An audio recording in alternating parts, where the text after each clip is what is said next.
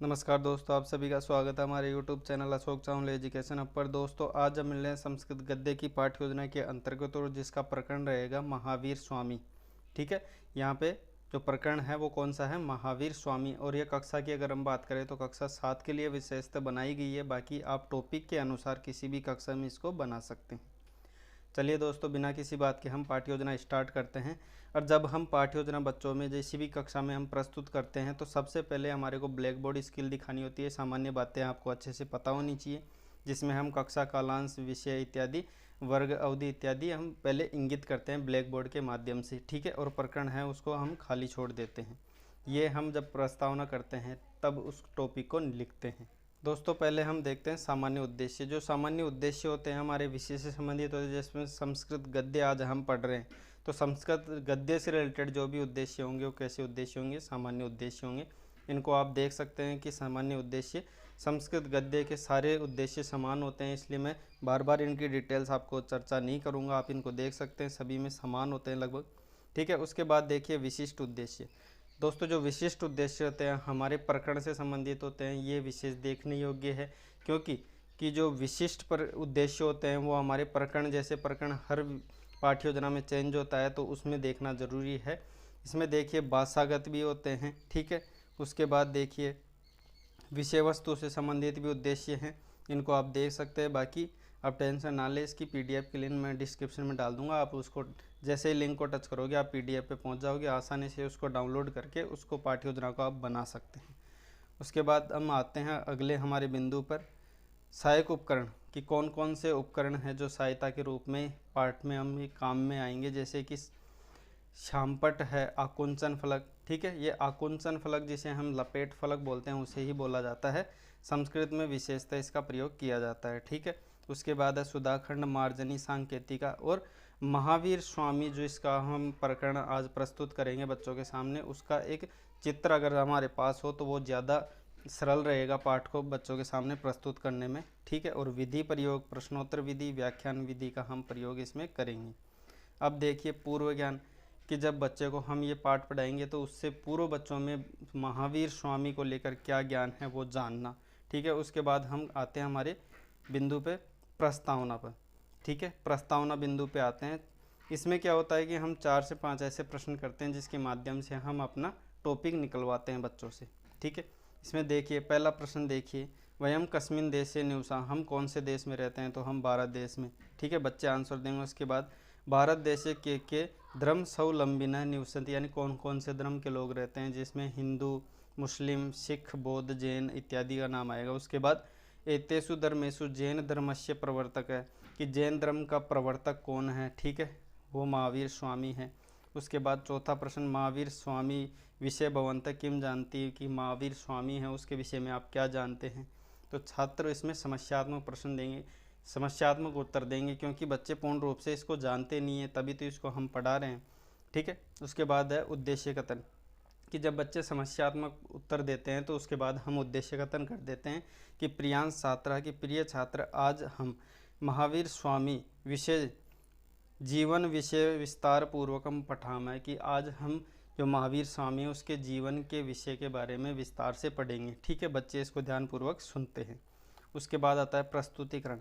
प्रस्तुतिकरण में क्या होता है कि सभी छात्रों के सामने हम पाठ का प्रस्तुतिकरण करते हैं। छात्र अध्यापक प्रस्तुतिकरण करता है तो किस माध्यम से करता है, वो पहले आदर्श वाचन के माध्यम से क्या करेगा कि बच्चों के सामने वो आदर्श वाचन करेगा, यानी पूरी जो विषय वस्तु है, जो पाठ्य वस्तु, जो भी हमारा गद्य है उसको पढ़ेगा। ठीक है, इसमें देखिए भाव अनुगुणों का, आरोह अवरोह का, शुद्धता का, स्पष्टता का विशेष ध्यान रखा जाता है छात्र अध्यापक द्वारा।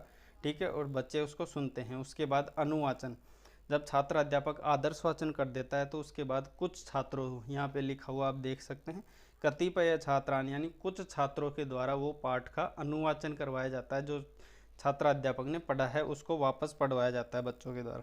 ठीक है, उसके बाद देखिए अशुद्धि संशोधनम, जब छात्र अध्यापक पढ़ने के बाद जब अनुवाचन करवाता है तो बच्चों में कुछ अशुद्धियाँ हो जाती है, बच्चों को वो समझ में नहीं आती, अशुद्धियाँ होती है, उसे ही अशुद्धि संशोधन। इसमें छात्र अध्यापक क्या करता है कि जो भी अशुद्धियाँ होती है उसको ब्लैक बोर्ड पर लिखता रहता है और छात्र उसको पढ़ता रहता है। ठीक है, उसके बाद है काठिन्य निवारण, कि जब बच्चा कुछ शब्दों में अशुद्धता हुई, उसको बोलने में थोड़ी कठिनता आई, उन शब्दों को जब वो लिख लेता है छात्र अध्यापक, तो उसके बाद उनका काठिन्य निवारण बच्चों के सामने उसी समय बच्चों के सामने ब्लैक बोर्ड के माध्यम से करता है। ये विशेष ध्यान रखें, ठीक है। उसमें देखिए जैसे बच्चे को बोलने में थोड़ी कठिनाई हुई, लब्धवान, ठीक है, प्रसिद्ध है, अनिवार्य है इत्यादि जो शब्द है, इनको बच्चों को बोलने में थोड़ी कठिनाई।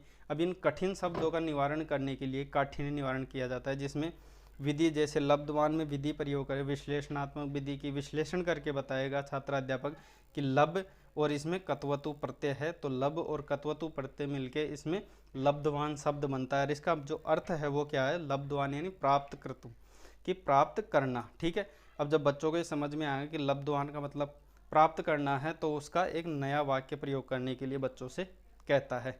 वैसे प्रसिद्ध का करेगा अनिवार्य, जो भी विषय है विनीय, ठीक है। उसके बाद अगला जो बोध प्रश्न आता है कि बच्चों को सब कुछ पढ़ा दिया गया है, उसको आदर्श वाचन कर दिया, बच्चों से अनुवाचन करे, कोई कठिन शब्द हुए तो उनका भी निवारण कर दिया गया है, तो बच्चों में ज्ञान कितना हुआ ये जानने के लिए बोध प्रश्न किए जाते हैं। ये बोध प्रश्न 3 से 4 हो सकते हैं, जिसमें बच्चों का ज्ञान जानने के लिए प्रश्न किए जाते हैं कि बच्चों में ज्ञान कितना हुआ है।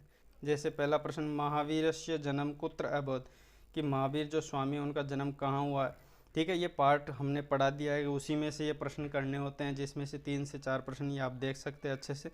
आगे चलते हैं फिर मौन वाचन, यानी मौन वाचन में क्या होता है कि छात्र अध्यापक जो विषय वस्तु प्रस्तुत कर देता है, पढ़ा देता है, सब कुछ बच्चे को समझ में आता है, उसमें से बोध प्रश्न भी छात्र अध्यापक कर लेता है कि बच्चों में ज्ञान कितना हुआ ये भी जान लेता है। तो उसके बाद ये कहता है कि आप शांत रहते हुए पाठ का वापस वाचन करें, आपके अंदर, मन के अंदर ही उसका वाचन करें, उसे ही मौन वाचन कहा जाता है। और इसमें छात्र अध्यापक कक्षा का निरीक्षण करता है कि बच्चे मौन वाचन कर रहे हैं या नहीं रहे, ठीक है। उसके बाद आते हैं विचार विश्लेषणात्मक स्पष्टीकरण, यानी जब पाठ का विचार विश्लेषण किया जाता है कि यानी कुछ ऐसे 1 या 2 प्रश्न किए जाते हैं, विशेषतः इसमें 2 ही प्रश्न किए जाते हैं, ठीक है। उन 2 प्रश्नों को बच्चों से पूछा जाता है, अगर बच्चे उसका जवाब देते हैं तो बहुत अच्छी बात है, नहीं भी दे पाते हैं ज़्यादा तो छात्र अध्यापक उन विचार करके उनका स्पष्टीकरण बच्चों के सामने करता है, मतलब थोड़ी डिटेल्स के माध्यम से बच्चों को बताएगा, ठीक है। इसमें पहला प्रश्न देख सकते हैं कि महावीर स्वामी कथम प्रसिद्धम, ये महावीर स्वामी कैसे प्रसिद्ध हुए थे, इसमें बच्चे जवाब देंगे और उसका फिर बाद में स्पष्टीकरण छात्र अध्यापक द्वारा किया जाता है। वैसे ही दूसरा प्रश्न देखते हैं, अहिंसा परमो धर्म इति सिद्धांतम किमर्थम प्रतिपादितवान, की जो अहिंसा परमो धर्म है ये सिद्धांत कैसे प्रतिपादित किया गया था, ठीक है, क्यों प्रतिपादित किया गया था, वैसे ही स्पष्टीकरण छात्र अध्यापक फिर बताएगा इसका। उसके बाद आते हैं मूल्यांकन प्रश्न। देखिए जब सारा पाठ बच्चों के सामने प्रस्तुत कर देते हैं तो उसके बाद मूल्यांकन किया जाता है कि बच्चों में ज्ञान कितना हुआ है संपूर्ण पाठ को लेकर। इसमें 4 से 5 प्रश्न किए जा सकते हैं, ठीक है। और ये प्रश्न सभी टाइप के होते हैं, जैसे वस्तुनिष्ठ भी होते हैं, रिक्त स्थान भी रखे जाते हैं, और वन लाइनर जिसे हम कहते हैं अति लघु उत्तरात्मक वो भी रखे जाते हैं, ठीक है। ये देख सकते हैं 5 प्रश्न इसमें किए गए हैं। उसके बाद अति लघु उत्तरात्मक प्रश्न भी इसमें दिए गए हैं। और उसके बाद हमारा अंतिम जो बिंदु आता है वो है गृह कार्य। जब संपूर्ण पाठ पढ़ा दिया गया है उसके बाद 1 से 2 प्रश्न ऐसे दिए जाते हैं जो कि उसको बच्चों को गृह कार्य यानी जो यानी कक्षा का कालांश खत्म होने के बाद जब बच्चा घर पे जाता है तो उस समय का सदुपयोग करने के लिए गृह कार्य दिया जाता है।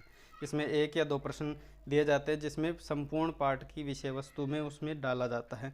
जैसे सर्वे छात्रा महावीर स्वामी ने विषय स्वयं मातृभाषा एवं लघु निबंधन लिखंतु, यानी जो सभी छात्र हैं स्वामी महावीर स्वामी के बारे में क्या समझ में आया, क्या जाना, आज वो अपनी मातृभाषा में यानी जो भी उसकी भाषा है जैसा भी वो जानता है भाषा में उसमें लिख कर लेके आए, एक लघु निबंध, एक छोटा निबंध, ठीक है। तो इससे बच्चों में ज्ञान पता चल जाएगा कि बच्चे में आज क्या समझ में आया।